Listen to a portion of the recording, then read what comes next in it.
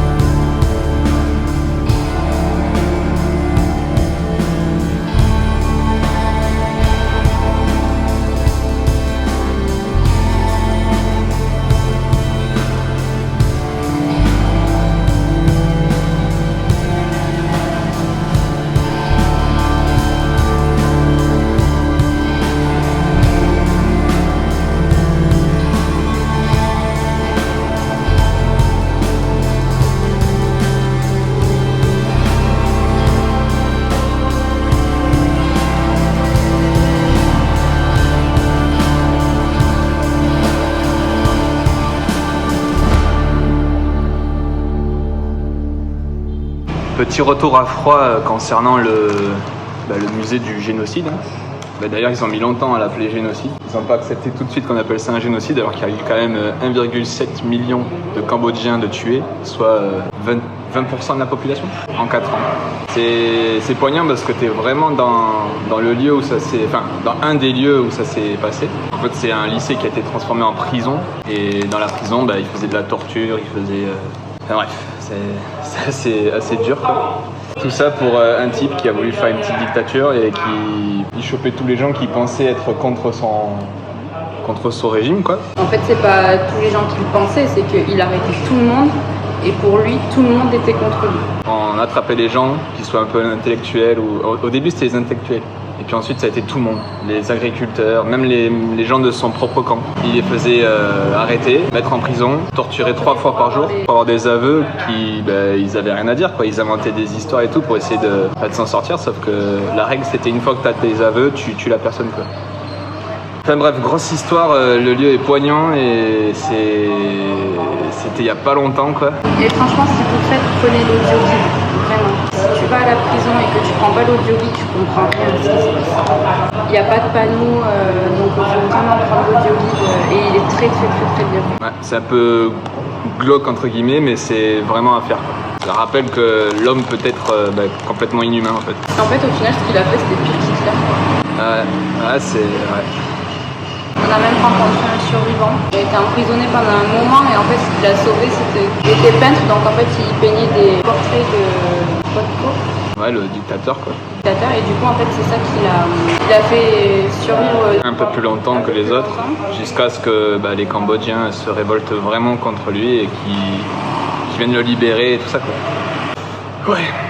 Bon du coup maintenant on va essayer de faire des trucs un peu plus joyeux, quoi. Maintenant qu'on connaît un peu l'histoire du pays, ça va nous permettre de comprendre pas mal de choses. Ce qui est ouf quand même, c'est que c'était dans les années 70, sachant qu'avant ils prenaient des bombes plein la gueule par les Américains pendant la guerre au Vietnam. En fait pendant plus de je sais pas combien d'années, les mecs ils ont pas pu se développer puisque... 30 ans je crois. Ouais, à peu près. Ils ont subi les Français, les Américains, le dictateur, tout à la suite. Ils ont jamais pu se développer, quoi. Et malgré tout, les gens sont trop souriants, trop accueillants, quoi, ça fait plaisir.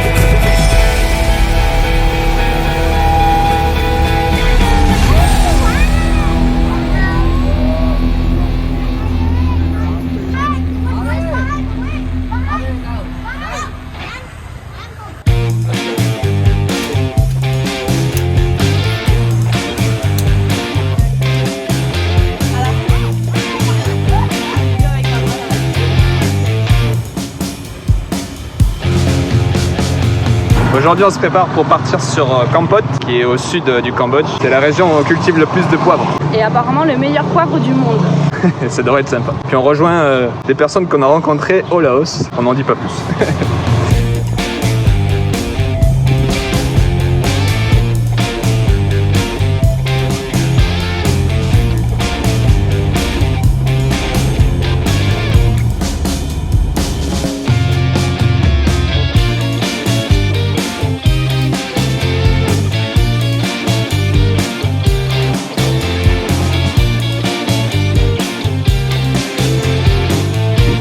On est bien arrivé du coup à Kampot. Ouais, c'est pas une compote pour le coup. Pas du tout. Il n'y a pas de compote ici, ça fait des mois que j'ai pas mangé de compote. Alex, petite dédicace, il n'y a pas de compote dans ces pays-là, c'est super dur quand tu veux une compote. Bref.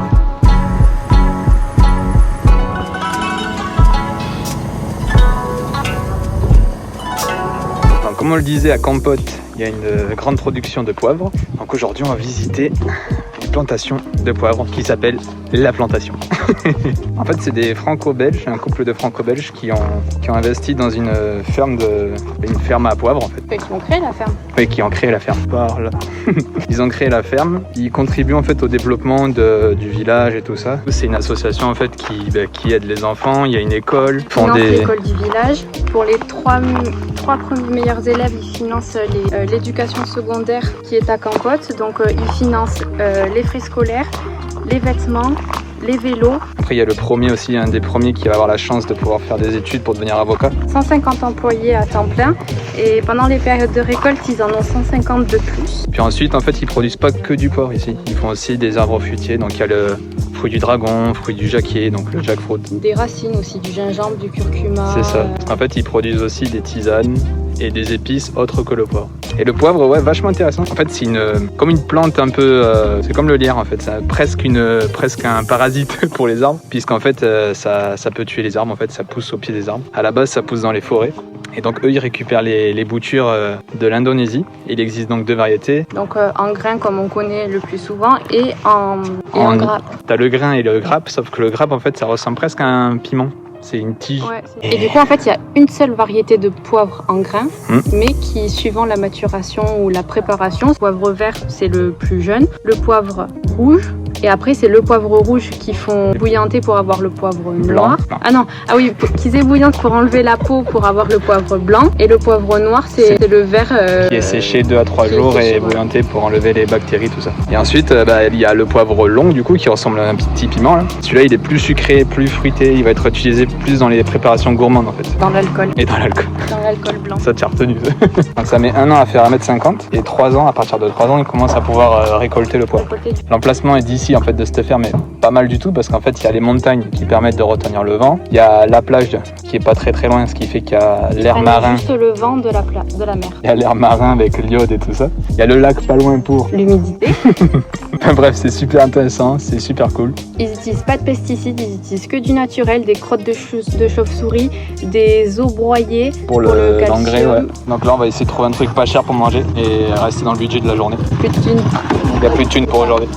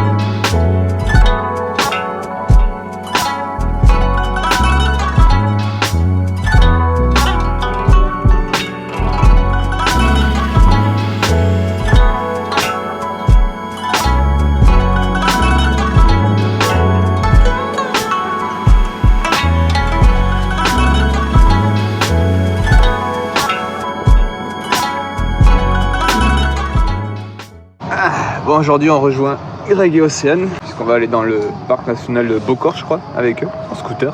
C'est pour ça que je suis vêtu de la sorte. Puis on est un peu barbouillé parce qu'on prend les médocs pour la malaria là, mais apparemment il y a des effets indésirables. Et ouais, on est un peu barbouillé, donc je sais pas si c'est la bouffe d'hier soir ou si c'est ça. Hey.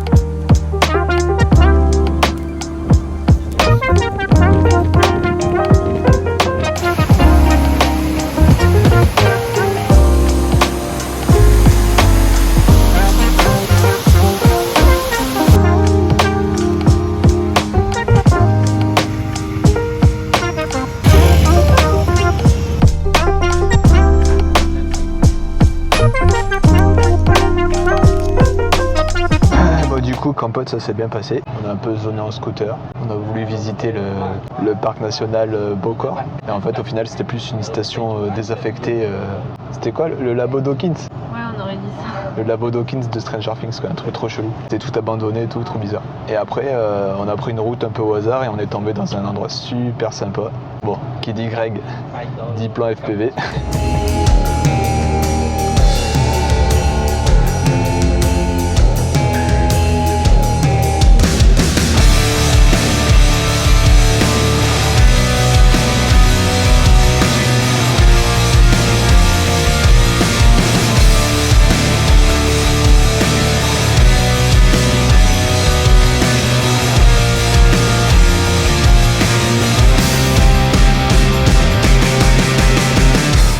On a rencontré une petite mamie trop sympa, elle nous a parlé pendant 20 minutes, on n'a rien compris mais c'était cool. Et là on prend un bus de nuit pour aller à Siem Reap, dans le nord.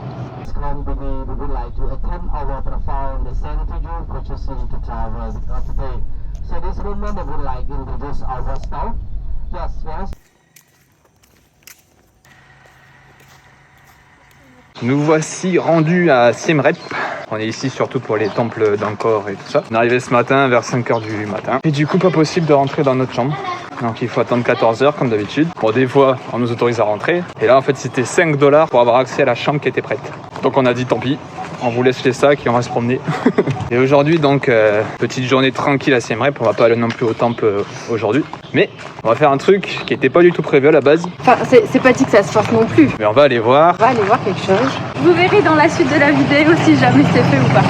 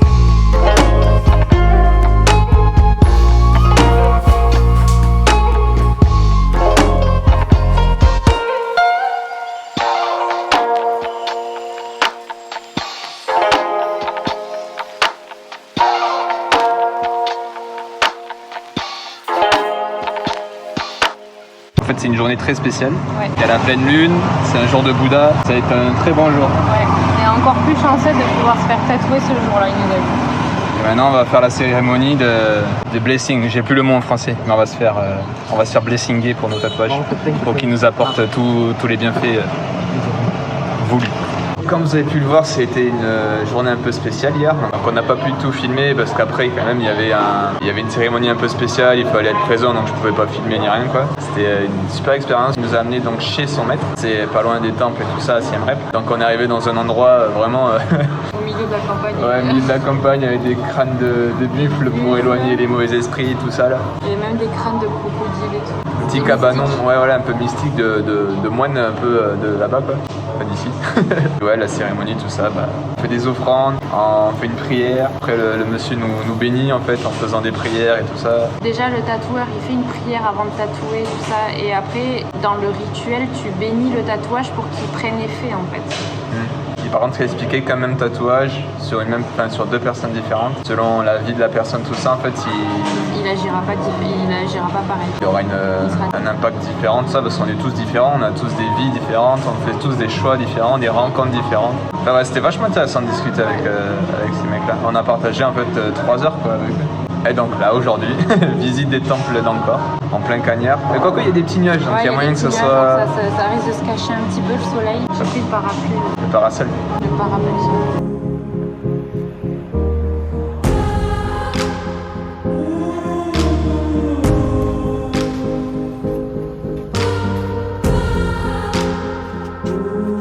Faut savoir qu'en fait, le parc des temples d'Angkor, c'est immense. Genre, je sais pas combien d'hectares ça fait, mais c'est immense. Il y a plusieurs temples dispatchés un peu partout. Je sais pas combien il y a de temples. Il y en a une cinquantaine ou une centaine, ça me choquerait pas. Mais ouais, c'est immense. C'est genre aussi grand que Yosemite.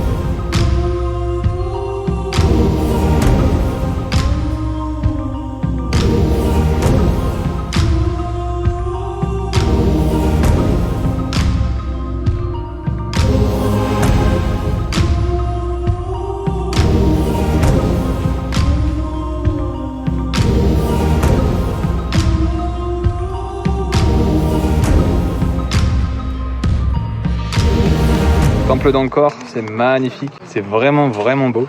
Et on a de la chance au final qu'il y ait cette foutue sorte de pandémie quoi. Parce qu'il y a du monde certes, parce que voilà, il y a le tourisme et tout qui recommence, mais il doit y avoir genre 4 fois ou 5 fois moins de touristes qu'en temps normal. Et au moins on peut le voir plus ou moins tranquillement quoi. Et ouais, c'est fabuleux, c'est super beau. Mais je crois que c'est le temps préféré. Et il fait méga chaud par contre. Genre il fait plus chaud qu'ailleurs dans le Cambodge. Mais je pense que c'est parce qu'il y a tellement de forêts autour ou je sais pas. Il y a beaucoup de plaines donc le soleil tabasse et t'as pas... Enfin voilà quoi. Et après je pense que les forêts tout ça, bah ouais comme tu dis c'est un peu plus humide et il n'y a pas de vent. Donc en fait tu cuis tout simplement. On a retrouvé nos oiseaux alarmes de la forêt là. Quoi ? Ah ouais. Et regarde là partout.